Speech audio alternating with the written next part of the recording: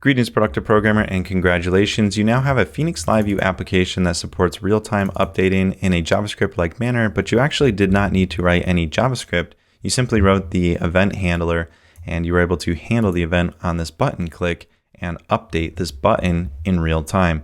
But you may be interested, well, how do you actually do a traditional form in Phoenix LiveView?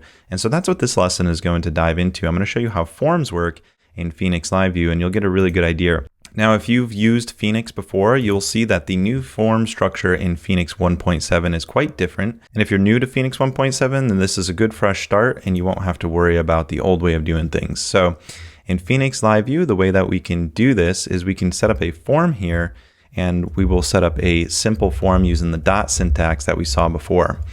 And I'm going to create a closing tag for this simple form. Make sure your / always goes before the dots. And inside of this simple form, we can set up an input field also using the dot notation. So dot input, and this will be a self-closing tag. So our input field will be self-closing, and we can set this up to have an initial value. Let's set that to 5. Now our form is not going to work initially, but I'm going to show you that this form structure is fairly similar to regular HTML. So before I add in all of the connecting code, I just want to show you how this is very similar to HTML structure. So I'm just copying and pasting this button we had before, but we don't need this click event. This click event is for the add event, which will trigger the add event handler over here. And we don't want that because this form is going to be completely separate from our add button. And I haven't hit save yet, so that's why you're not seeing anything on the screen. And this is going to say add more. Now I am going to hit save here. And if I come back here, we should see this break. And this breaks, it says this key 4 is not found. So when you define your forms, you actually need to define additional properties. So basically, in order for our simple form here to function, we need to mount a form. So what I'm going to do inside of where we mount our socket is I'm going to mount a form. So I'm going to add as an additional parameter here that we assign to the socket a form. And I'm going to do that by calling the toForm function. Now, if I do this off the bat, it's going to throw an error, because the toForm actually requires some parameters to be entered here in order for this to function. So I'm going to add some empty parameters. So to start off our discussion, I'm not going to pass any parameters to our form, but in a couple minutes, I'll add some parameters to this form so that it makes more sense. So I'm just going to limit the amount of new topics so that I'm not overwhelming you. So you can see, again, the forms are very similar to regular HTML structure. And in order for this to work, we are going to tie this form that we've just mounted to the socket to this simple form. And the way we do that, as we saw, there was an error that said the key 4 could not be found. So what we're going to do is we're going to use that keyword here. So we're going to type 4, and we're going to set this equal to the form that we just created. And since this is in the socket, and we know that the socket, anything inside the socket assigns can be accessed with this app parameter, we can now access this using the app parameter form. And this will make our simple form associated with the form that we've mounted to our socket. So if we come back here and we refresh this, we're still going to see that we get an error. It says that the name is not found. And so what it's looking for here is it's looking for something to connect this form's input field.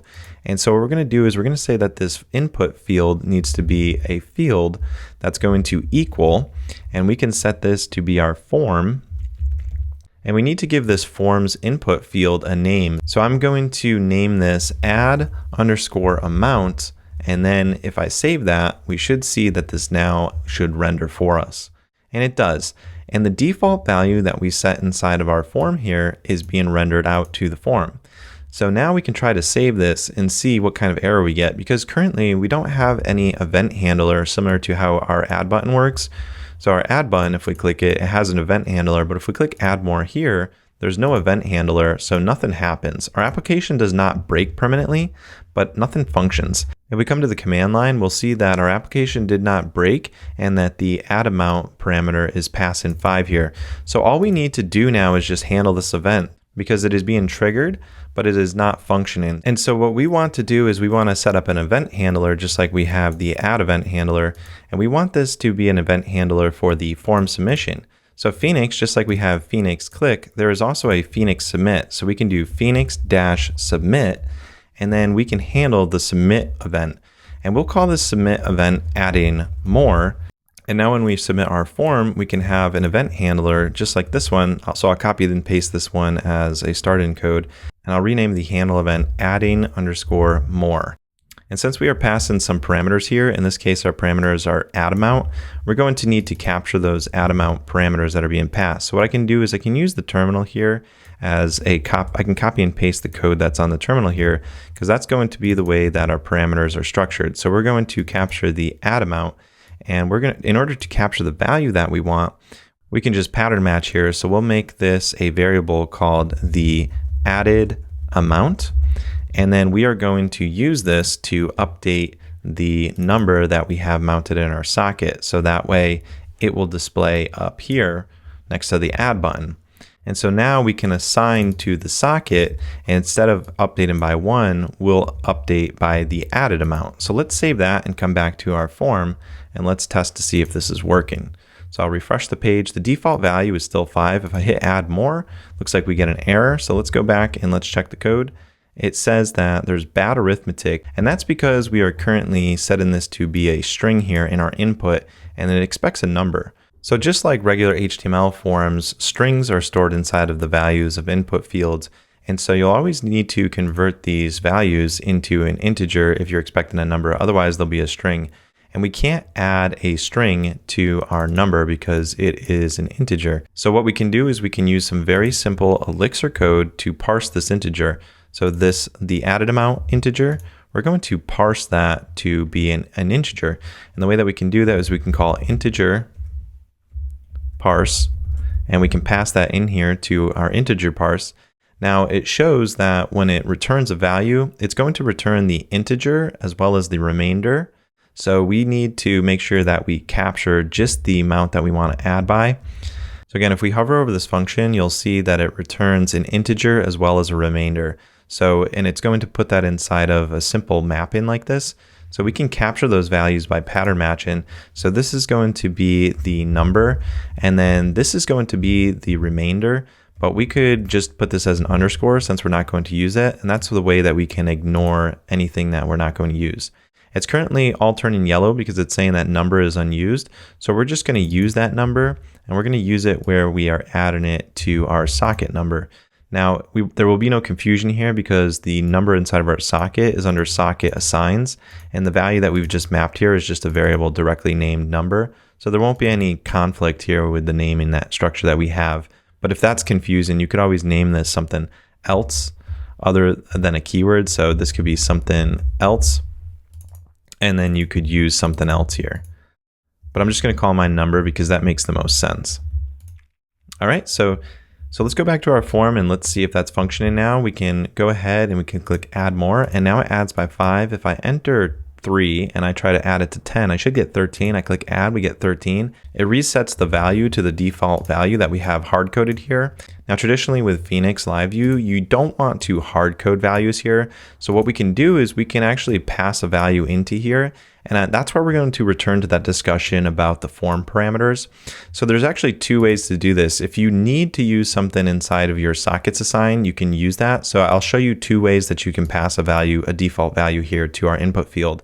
The first one would be to inside of where we mount our socket when this page loads, is we could add it here, and we can have this called adding amount default. Again, you probably won't use as descriptive names as me. The purpose is just to be very descriptive in your learning process so you understand what this field is referring to. So the add an amount default, I'll set this to a unique value. Before we were using 5, so I'm going to use something like 7 or 8. That way you'll know that this is different. So I'm going to take add an amount default, copy that, and I'm going to put that right here where this value is. Now, if you want to put something inside of a form, as you can see, I've been using this bracket syntax. So anytime you're assigning something inside of a form, you do equal, and then you use the brackets, and then you're able to refer to Elixir variables inside of those brackets. So here I'm going to use the @ syntax. Again, that's shorthand to access everything inside the sockets assigns. So I'm going to grab the value for the add an amount default, and I'm going to put that here in our value. So now when we go back to our page, we should see that 8 gets loaded here. And it does, and that still functions just like it did before, and we can overwrite the default value should we need to. Now, the other way to do this, and what's new with Phoenix LiveView now, and particularly Phoenix 1.7, is the way that we use the forms. Since we implement this toForm structure and we can pass parameters directly here into the toForm, what we can do is we can actually make this a parameter specifically to the form. So instead of having something assigned to our socket that could be used in different places, if we have something that is just particularly used inside of the form and we want to clean up our code and keep it organized, we can take this, and what I'll do is I'll move this out of here so that it's not available inside of the sockets assigned directly. And I'm going to put that inside of our form. So I'm going to put that here. And now if we want to access this code, we can come here and we can, if we go back to our code, we'll see this doesn't function. It says that the added amount default is not found because it's trying to look for it directly inside of these sockets assigned. Since this is now inside of our form, we're going to do @form.params. And then we can access this added amount default.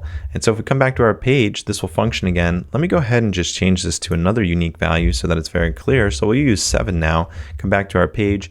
It loads with 7. We can click add more and it gets updated here. We can change this to be 2 and it will add up correctly. And so everything is functioning just like it did before, and our code has been cleaned up so that way this parameter is specific just to our form. So this way our default value is only being used inside of our form here. So congratulations, you actually just learned a tremendous amount about Phoenix 1.7 and Phoenix LiveView and how you can support fields inside of forms, and you can make those forms handle their submit events. So here we handle a Phoenix submit event and we are able to capture that. And you even learned a little bit of Elixir, how to parse a variable. And again, that grabs the number as well as the remainder. So we just pattern matched here and grabbed just the number, and we added that to the number that we have assigned to our socket. We also learned how to store parameters inside of our form to keep our code nice and clean and organized. So congratulations, we now have our form completely functional. Now there are a couple of things that you may have noticed. If we try to backspace here and we try to submit a form that's empty, we'll actually still get an error. So in the next lesson, we're going to learn how to clean that up. How come when we don't have anything entered here and we click add more, we get an error? Well, the reason is that when we submit that form without a value, it's still going to try to parse this value here. And since we are passing an empty string, it can't parse that. So we're getting an error down here. And another thing that we're going to clean up in the next lesson is if we wanted to enter the number 3 here and add it, what if we wanted it to save the last value that was submitted in form? So when I click add more here, it automatically sets it back to the default 7. And now how can we actually have that be updated so that way we can have it store the value such as 3, and when we click add more, it'll still say 3 here after we submit. So in the next lesson, we're going to learn how to fix those 2 use cases, whether you enter an empty string or you enter a value that you want to be stored by default. All right, so I'll see you over in the next lesson where we continue this discussion and we do a little bit of form cleanup here. So I'll see you over in the next lesson.